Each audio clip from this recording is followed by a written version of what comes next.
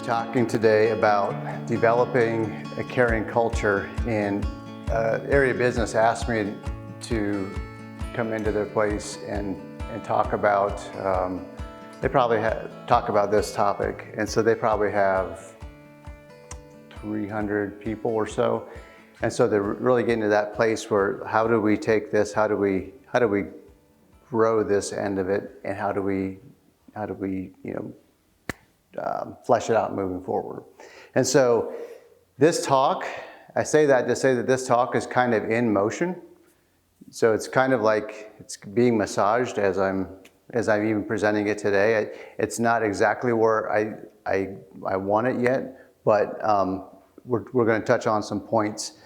And a lot of what I'm going to be sharing today is what I've been able to, I had a great experience at Previa for 10 years, and being on the front end of all of what's happening there, joined there when we had about 200 people total, and I believe we're pushing 2,100 10, 11 years later. So a lot of this stuff is things that I've seen there, and then taking that to other places, and it was interesting. I call this observations from 30 years in the trenches. I had my first really like a leadership position overseeing people and stuff like that at about age 24. And so if you can do the math, you'll know how old I am. So it's one of those things that keeps morphing, and we keep growing with it. So that's kind of the kickoff of this. I want to start by talking about the 3 Ps. And these things, I'll make this really quick, but if you've ever spent any time with me, you've heard me talking about the 3 Ps, and the 3 Ps are product, process, and people. Product, process, and people. The product can also be the service, but every organization has a product/service, a process, and you have to have people in the organization. The product and the process, those 2 things often take precedence, okay? So those 2 things are the things that we focus in on, because you have to sell something, right? You have to sell something, and then you need a really good, efficient way to do that, which is the process. And then we go, oh yeah, we'll tack the people, and we need some people to do this. And so we kind of focus on the people on the back end. This today is where I've been working at, and maybe it's just because I work there a lot with the people, but I think we ignore this piece because I think it's the hardest piece. I think it's the most difficult piece, because we can take a process, and we can learn a process, and we can put it into motion, and it will do what we tell it to do. I don't know if you've ever had that kind of success with people. It's tough. It's really tough, because processes don't necessarily have emotions. They don't necessarily have issues at home that they're dealing with. They don't have other things. They don't have insecurity issues. They don't have jealousy issues in the workplace. They don't have any of those things. They just are there, and if you implement them, you knock them out, and the product is going out. So with the people, the important with people is that people are the ones that make your culture palpable. So whoever you're investing in and whoever you're growing, that's what the culture is going to become like. And so to have a caring culture, you have to have caring people. You have to start with the people. And what I've seen over the years is that culture is built and established by people. So that's kind of the preface of this. So what I want to do is I'm going to go through about 4 or 5 things that we need to become. I like to say become, not that we are these things, but we need to keep becoming these things in order to develop a caring culture. The first one is to become a learn-it-all. So logical reasoning says not to give more responsibility until years of proven experience are under our belts, right? Don't give more responsibility until proven experience is under our belts. But what I've witnessed many times over is that these years of experience can actually make leadership more dangerous. I told you that I shared this with a pretty large company. There's about 60 leaders in the room, and when I shared that, there were a few people that were there like 15 years and longer, and I noticed right away they kind of perked up. They're like, what's this guy saying? But it's something that I've seen, and I think if we're all honest, that we've seen over and over and over. In any organization, the people that have been there the longest usually have the most adverse reactions to change and all these things. And it was just so nice the way that we had it. And now we're having to do this, and I'm having to learn this, and I'm having to grow, and I'm having to change. And so a lot of the pushback comes from those who have been there for a long time. And so I think it can make us more dangerous too, because of the temptation to become a know-it-all instead of a learn-it-all. I've been here for 15 years and now you're telling me that I need to do, that kind of stuff. And there's no teachability. It's just like, I call it eager rookies versus seasoned veterans, right? If you follow sports, you know that the seasoned veterans with bad knees are at the end of the NBA benches collecting the biggest paycheck they've ever had in their life. And they play every other game, but they are entitled. They've earned that. And they get to do that. Does that make sense? And they're really adding the least amount of value to why the team exists often. Then you have eager rookies who come in and they're like, I just want a spot. Just give me a chance. I just want a spot. I just want to make the team, and we're going to get together, and there's energy behind that.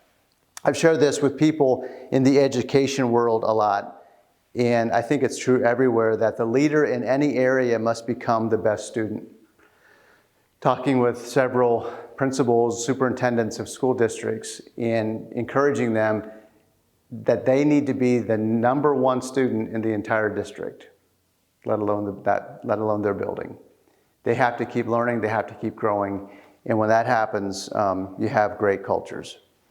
I think this means always studying, always asking good questions, so that we can pass these continual tests that come our way. Sir? So how do you work with the entitled? That they have value to offer, but how do you work with them to bring that value out? We will get to that answer. Awesome. Great question. If I don't answer it exactly, bring it back up, but I think we'll get to that answer. So we have to keep learning, we have to keep growing. As we all get to these next places and next phases in life, it's pretty evident that we need to do this. And a quick story I'll share is of an 85-year-old lady who was in one of the churches that I was pastoring. And I got to know her very well. And she was a busybody. She was serving everybody. She was all over it. She was very loving and caring. And very unexpectedly, she had a stroke. And she was one of those you could call up and she would just help anywhere. And now she had a stroke, 85 years old, and I would go visit her. And she said, Bruce, I used to go everywhere. I used to be on, help out at the church. I used to help out in the community. I used to, take groceries to other people, whatever. She said, now my roads exist of the recliner to the dining room table, to the recliner to the bathroom, to the recliner to the dining room table. And she looked at me and she said, Bruce, I have a lot to learn. She said, I've never recovered from a stroke before. This is the first time I've ever done it. That has stuck with me for many years now. And so we can't ever think that we're going to get to that place where I know how to do this. No, we don't. We're always going to be faced with new experiences. And if we don't have a learning mindset, and if we already know it all, we're going to become really, really, really grumpy, okay? So we're called to be learn-it-alls, I would say all the way to the end, because people will reject know-it-alls and people will embrace learn-it-alls. Think of the know-it-alls that you know. You love when they walk in the room, and you love when they come into the meeting that you're having, and you know their response. They're going to be like, oh, and they're just like, oh. But to that person that will come in and they have, here's the beautiful part of this. If we can have the years of experience with a teachable spirit, that's how it works. So we need to be the ones to model this because it's not out there a whole lot. So we need to become learn-it-alls. And so you can go to the entitled people and you can share an example like that. You can talk about things like, you know what I'm learning. You go to the entitled person and you say, what I keep learning is this fact. And so we never get to that place where everything just is utopia. We always have to keep learning. We always have to keep growing. And if they don't have that capacity to understand that, then that's a telltale sign that they probably shouldn't be promoted with a lot of people under them that they're leading. So entitled people, they can be highly competent people. They can add a lot of value. We just can't give them a whole lot of responsibility of leading people because they will keep them suppressed. That makes sense? So it doesn't mean that we entitled people, it just simply means we have to align them in their competency. So that's becoming a learn-it-all. The next one is becoming a cheerleader. So we need to become a cheerleader. I would say that caring cultures are built and sustained when people are empowered and when people are encouraged to lead. A great story of this would be our son Ty played basketball in high school, and they had a game on a Friday night, and they also were going to have practice the next Saturday morning. And so after the game, Ty and one of his teammates were still out on the court, and they just missed getting into the locker room when an announcement was made. They just missed it by like a minute, and the coach just told everybody, hey, we were going to have practice at 9 tomorrow morning, but actually we're going to need to start at 8. And so everybody else heard it, except Ty and his teammate. They came in, nothing else was said. They showed up at 8:45 the next morning, and practice had been 45 minutes old already. And they were like, what's going on? And they realized that there was a miscommunication. They didn't hear it. But the coaches looked at him and they knew what to do, because if you're ever late for practice, you have to start running until the coaches say stop. And you just run and run and run until they decide that it's time. And so they were just like, oh man. And so they put their shoes on, they start running. The rest of the players in that practice stopped practicing and they ran with them. And they just ran and ran and ran. The cool thing about that was the coaches didn't tell them to do that. They didn't even have to ask for permission. They just started running. And you could tell the kind of culture that was on that team and in that room. They just automatically knew, and the coaches let it happen because the coaches knew this is what it's all about. And so I don't know how long they ran, but surprise, surprise, that was one of the greatest teams that kind of ever came through the system in that year. It was amazing. And it was because all the wins happened off the court. Yeah, a lot of wins happened on the court, but the big wins happened in the locker room. The big wins happened off the court. So that's what it looks like to have a culture of cheerleading and creating that environment that can happen. One thing that I've discovered within this cheerleading is that when people we trust and respect consistently come alongside us, celebrate us, and cheer us on, caring cultures are solidified. You think about it, when somebody that you trust and somebody that you respect, when they come alongside of you and cheer you on and spur you on, it makes all the difference. It's not just somebody that wants you to work harder so that you can make them more money.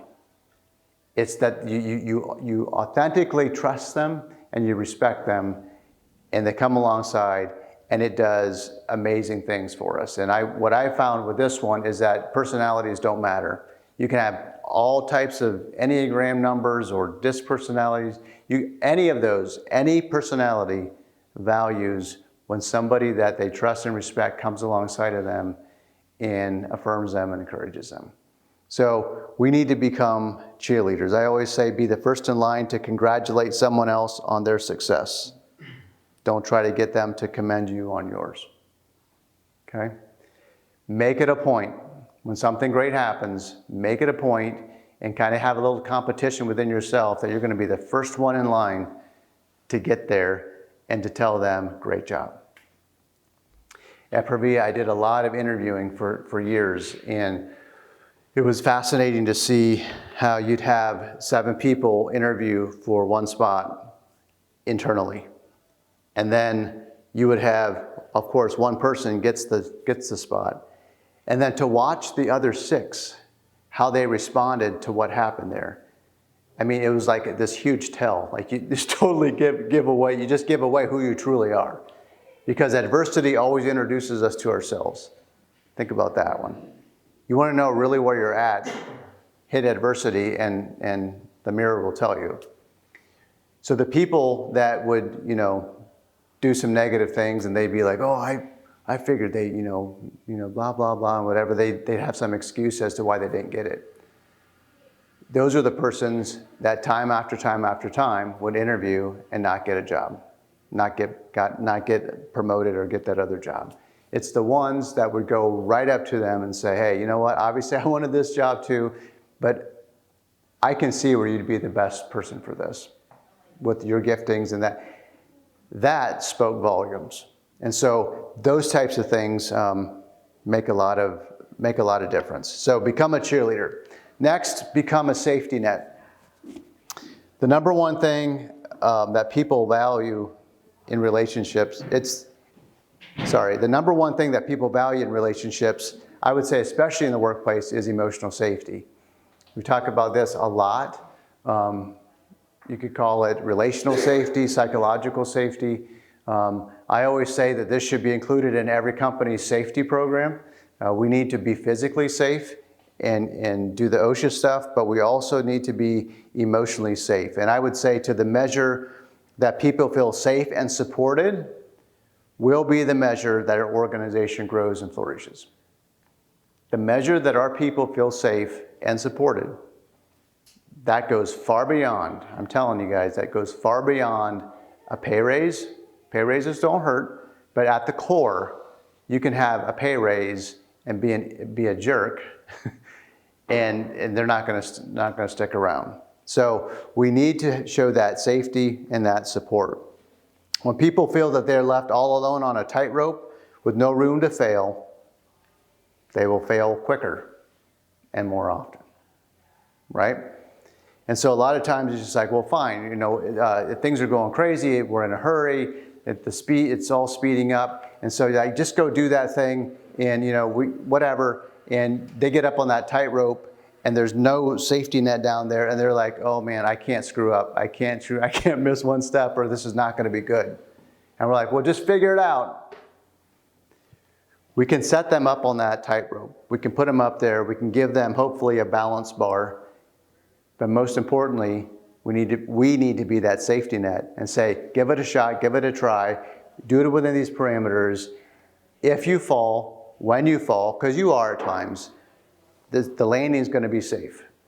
And so don't be afraid to fall. If they're not afraid to fall, they will fall or fail much less. That is often due to the leader that's leading them in that process. Okay? So in a safe, healthy culture, leaders are consistently stretching out a safety net.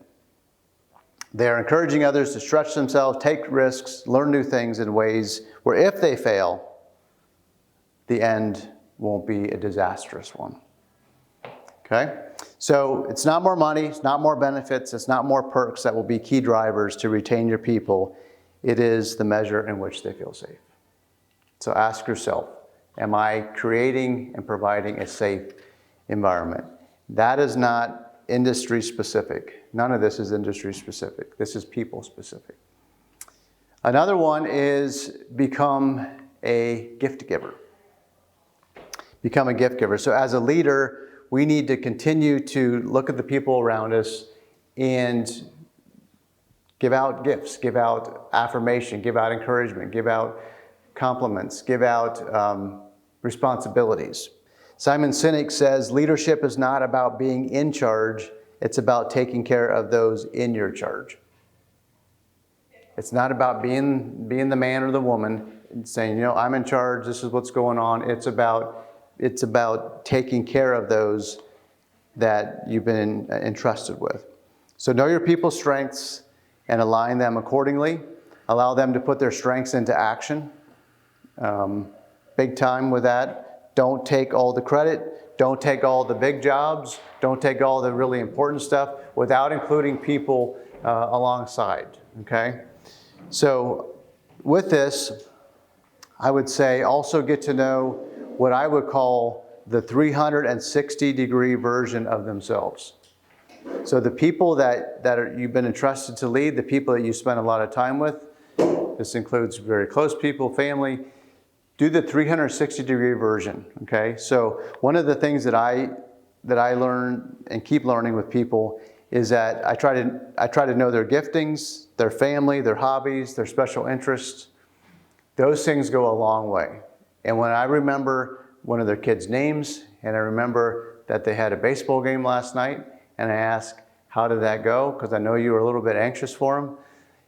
Those types of things, it's like a secret recipe or secret ingredient, so to speak. Like, get to know them, ask them, even if you don't give two rips about what they like to do as a hobby, get to know it, get to understand it, at least ask a question.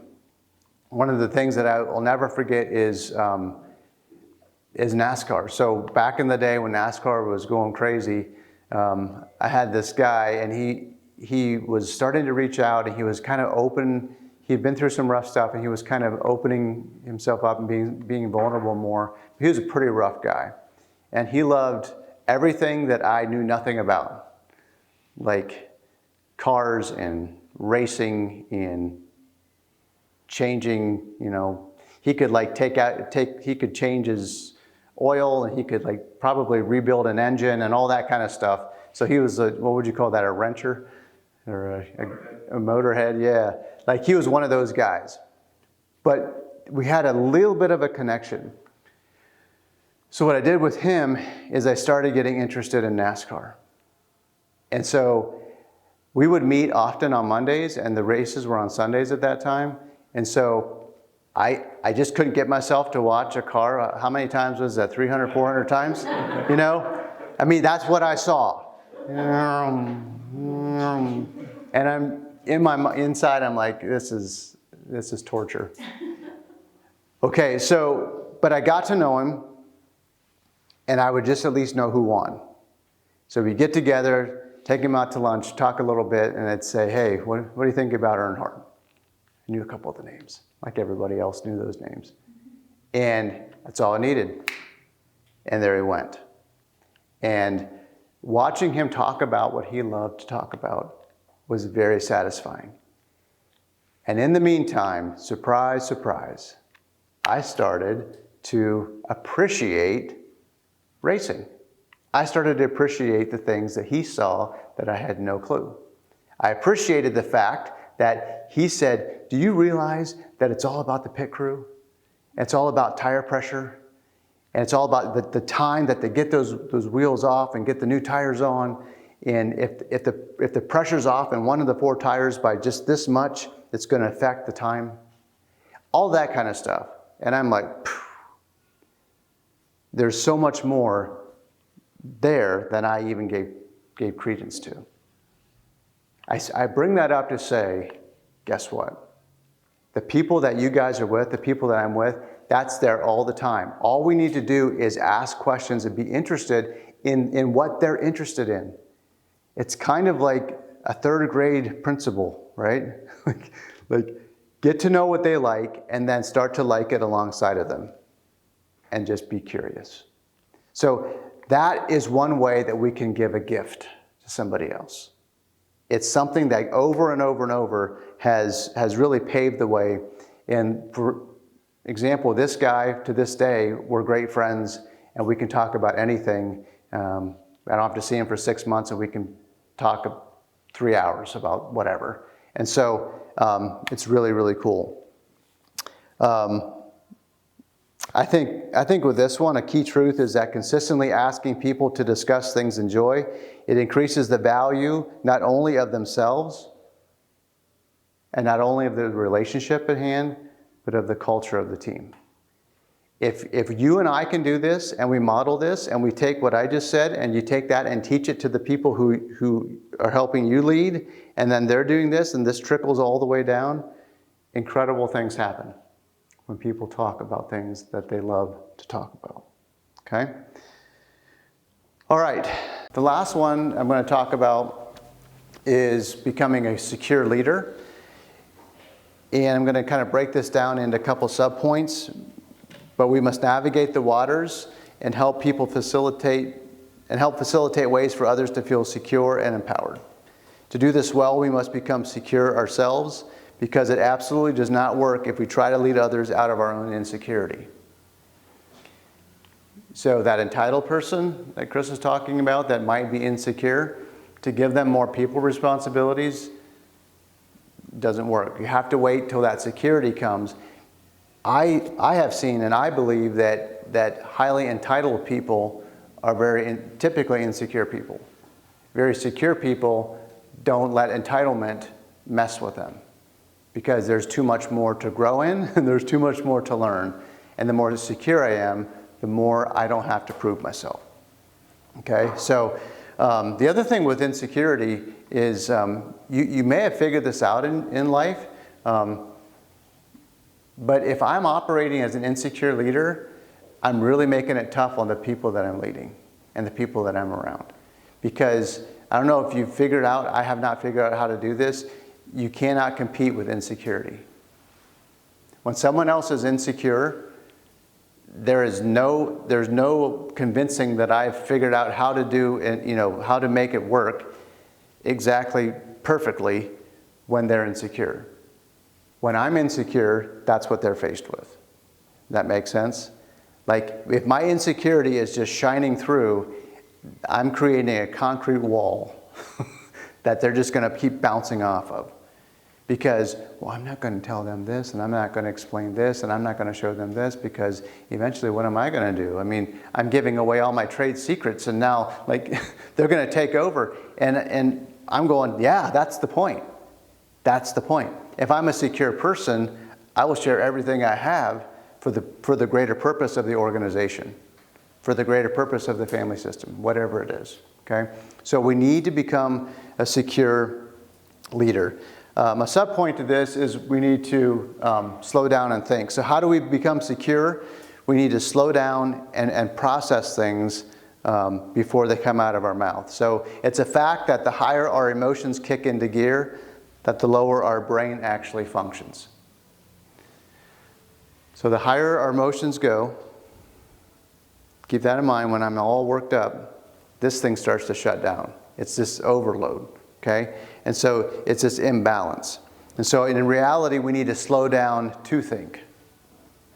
Not even really and think. We need to slow down so that we can think. We need to take some time to think it through, because emotions naturally speed things up. I've said this many times, when our emotions grab the steering wheel, call 911 in advance, because there's going to be a crash. When emotions take over, like, you better start gripping and refocus. If not, it's going to be a crash. And sometimes that's right in the middle of an important meeting that we have, sitting there with people. And if my security is not there, if I'm insecure, and my emotions are going wild because my mind is going all these things, telling me all these things, often a crash happens. So when things feel out of control and start to go faster, danger is often right around the corner. So I like to say this: we need to slow down to get results quicker. Slower is safer in our minds, on the road, and with our emotions. Okay? Go slow first, so you can get to the to the results faster. So go slow to go fast. Secondly is speak out and share. This is something that we don't hear too much of, but this one is pretty simple. As a leader, you need to speak out and share. What do I mean by that? You need to find, and I need to find, a trusted person that we can be transparent and vulnerable with. We have all this stuff that goes, and a lot of times when we have leadership positions, even as a parent, but leading a family, but in the workplace too, when we have a leadership position, we have all this stuff, and somehow we've been taught to think that if you're in a leadership position, then you're the one that's giving all the orders. You're the one that's pouring everything out. As a leader, if we do not have a place to go to where we can speak out and we can share and we can go to someone who's trusted, whether a counselor or a coach or just a good friend, consistently and say, hey, this is what I'm dealing with. This is what's frustrating me. If I can't be transparent and vulnerable, it will actually eat us from the inside out, and our leadership will just start tanking. Okay? When that happens, we're not really secure. So speak out, share, find somebody in your organizations with the people that you're with. Encourage this all the time. One of the things that we implemented at Previa was actually working with some counseling agencies and providing some sessions for anybody, for them and immediate family members, and we at least get them started. We couldn't say, hey, do this for the next year, but we would say, hey, we'll take care of 4 to 6 sessions. I think it's 6 sessions now, and we'll take care of those. Just get started, and we want to be here for you, and we want to help you in any way we can. So really be in touch with that. So speak out and share. And then the last one, which is kind of the most in-your-face one, is shut up and listen. So if I'm secure within myself, I will be okay with shutting up and listening. So to truly help someone else through their challenges, I would say let their story be their story and empathize with them. Let their story be their story. So in other words, we need to put ourselves in their shoes, in their situation, and see it from their perspective within their current emotions. We must be self-aware enough not to hijack the conversation and try to one-up someone, as it will make them only frustrated and discouraged. So our brains are interesting things. It's an interesting organ in our body. And when something is said or something happens, we can't stop it. I even know this, and I talk about this a lot, and I teach this a lot, and I still deal with it. So, what's your name? Becca. Becca. Okay. So, let's just say that you went on vacation somewhere. Okay. And where's the place you went on vacation? Just shout it out. Florida. Florida. Yes. And so I also have gone to Florida. So I hear that you went to Florida. And so immediately I'm going, well, I went to Florida and I went here in Florida. And in Florida, I did this and that. And I swam with the dolphins and I paraglided and I did all this kind of stuff. And so I'm like, oh, you went to Florida. Well, did you do this? And you're like, no. Well, did you eat at this place? No. Did you? And I can take your experience, and immediately I'm like, I did the same thing you did, and I'm now thinking about everything about me. That makes sense? Anybody ever do that in here? It's a natural thing that happens. It's just like, and all of a sudden, I started by asking Becca where she went on vacation, and pretty soon, it took me 30 seconds to start taking over. Am I doing that maliciously? No. It's just, we can't stop it. And all of a sudden, when I'm like that, and when I start doing that, and we have a working relationship, and I just start doing that every time, guess what's going to happen? She's going to share a lot less with me because she knows what's going to be happening. There goes Bruce again. He's always talking about it. He's always trumping everything. He's always, okay. So that is called, in my mind, hijacking the conversation. It's coming in and taking over.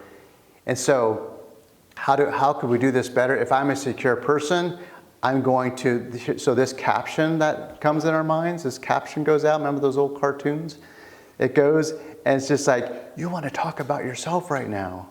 And I'm going, and I'm talking to you, and I'm seeing that, and I'm taking this pin, and I'm popping that thing, and I'm staying focused, and I'm saying, no, this is about Becca right now. Next week sometime, I can come back, I can circle back, and I can share my experience, and she's going to be like, no way, that's really cool. But in the moment, I hijack and take over, and I'm telling you what, that element right there, it'll like blow things up fast if we continue to do that. I've had people in my life that do that, and I have strategically, not even apologizing for it, I keep a very good relationship, but I don't offer more than I need to, because it's just not going to be good enough. It's going to be like trumped by something else. That makes sense? So I'd like to hit that one a little bit deeper because it's something that is unmistakable in our relationships. So resist that temptation. The solution is about paying attention to them, helping them. So listen well and keep it about them and keep this thing shut. Keep this thing shut early. This thing can, your mouth, your words, it can come, we can use them, but often it's a little bit at a later time. Okay? All right, so I'm going to close today by looking at kind of a bonus lesson. And I probably won't share this one everywhere, but we have a little bit of time, so I'm going to share it. So the bonus lesson that I'm finding is become a fact finder. We talked about emotions and what happens with emotions when they get sped up. Emotions birth feelings. And feelings are lousy decision makers. Okay? So feelings happen, and I'm all worked up and all this and that, and then I make decisions and all this, and it's usually not good.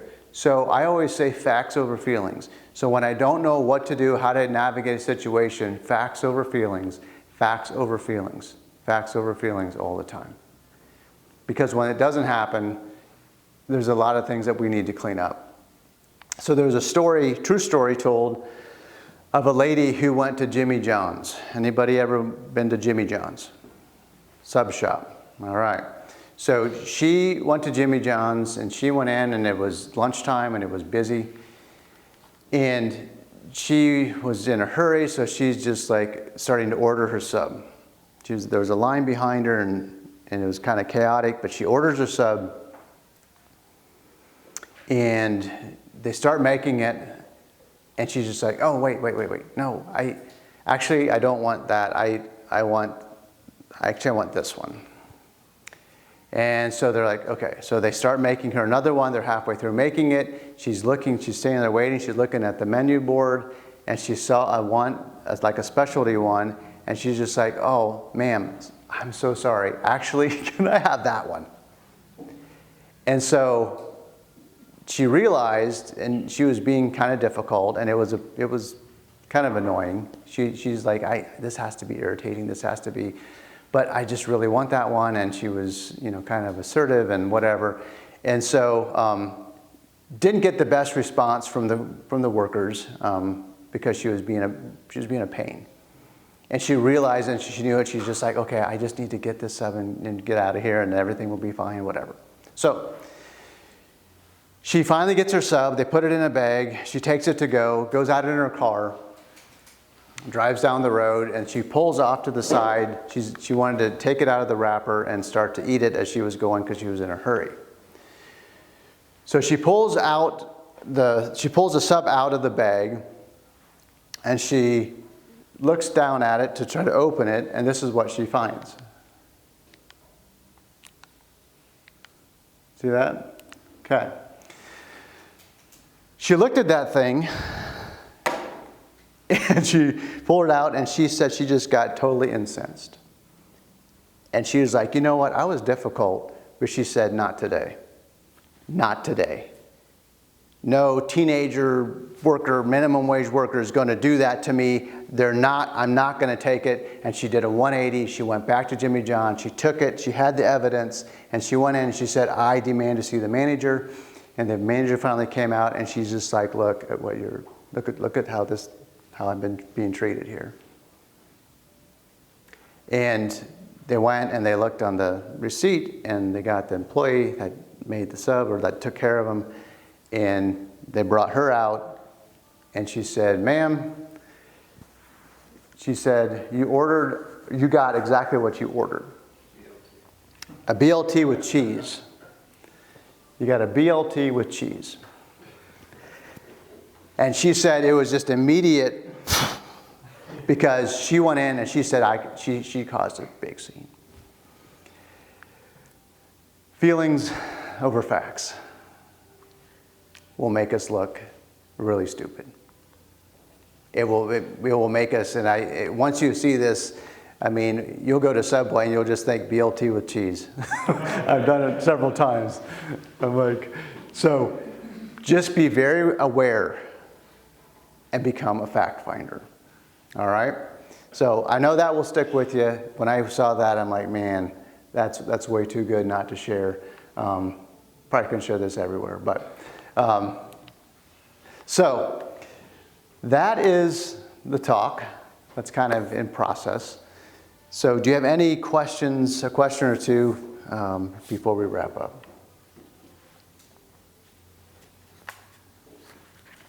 With developing a caring culture. How do you, inside of that, speak to motivation when you're motivating in a caring culture and helping achieve goals, necessary goals or aspirational goals? How do you motivate inside of that? Is it like to continue on a good thing, or to jumpstart something? Let's say continue. And motivate continued success. I would say to that one, it is the what I would call the unspectacular, consistent, reliable affirmation, encouragement, consistently being interested in what they're interested in, those types of things. It doesn't even have to be connected with the competency of the job, but it's again, it's building into that person consistently. There's times I would make notes in my phone or in my calendar, like I'm hearing you talk about something, and as soon as you're done, I'm going to go to Thursday at 3:30, and I'm going to say, call or text Chris about this, because I'll forget it if I don't do it. So I would say that motivation, like you keep remembering things that you shouldn't necessarily remember, that are often totally irrelated to the competency of the job. So I think that's how the motivation goes. The motivation that is based upon like this big, like always this big, huge thing is just like, let's hit our goals and let's get to this place and then we'll have a pizza party or whatever. Those are fine. But that's more external. Intrinsic nudges, consistent nudges are what's there. It's how it's works best with. It's how we parent well as well. So you don't wait until you get all A's on the report card and then celebrate your kid. Oh, now it's because of performance. So I'm going to learn that if I get all A's, that I'm a great kid. So the motivation happens and the relationship happens when every single day, every single week, you're consistently pouring it. Any thoughts about, agree with that, disagree with that? One more question? Bruce talked about slowing down and shutting up. How do you build that mental reminder in so that a lot of times when we're in that mode, when we're not slow, when we're not shutting up, how do you have that in the back of your head and say, okay, this is one of those times when we can do this? Yeah. You mean the shut up and listen type thing, or like slow down to get results quicker? So I am a visual person. So one of the things that I've done is the quote that I shared, when our emotions grab the steering wheel, call 911 in advance because there's going to be a crash. So at one point I had a little ambulance on my desk, and I kept that in front of me every day. I would look at that and there's this little ambulance on my desk. And when I saw the ambulance, it was that reminder. To me, that's how I do. Like, I need a visual. If I have a visual reminder, all I need to do is a 3-second glance at that, and I know where to focus my mind. So that's what I would do. Whatever it works, whatever works for you, do that. But yeah, sometimes it's the really simple things that keep us grounded. If I don't have those types of things, the speed just takes over, and none of us are good with speed. Another thing with that is speed always dilutes. I found that. Speed dilutes. Speed dilutes the view on the way to the event you're going to, right? You miss so much when you're going 75 miles an hour down the highway.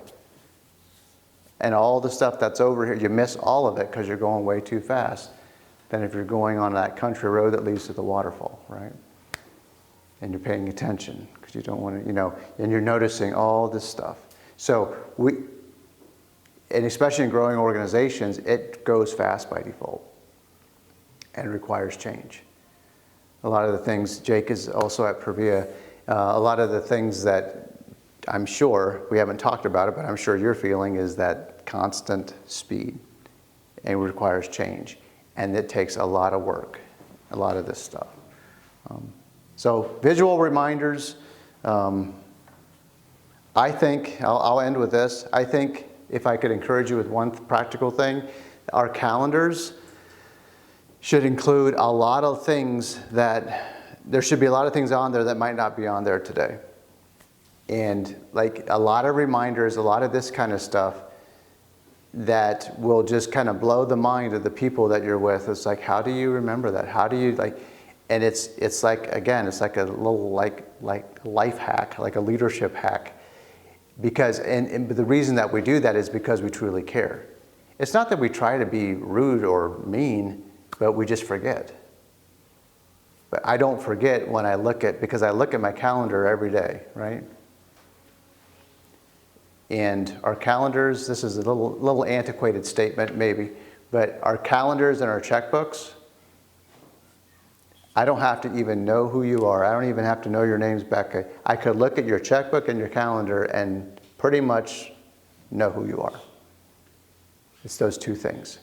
And so if I would look at your calendar, if you would look at mine, what would you see?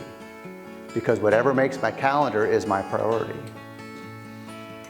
So think about it in that way. All right? That's what I got. Thank you. Yeah. Yep, you bet.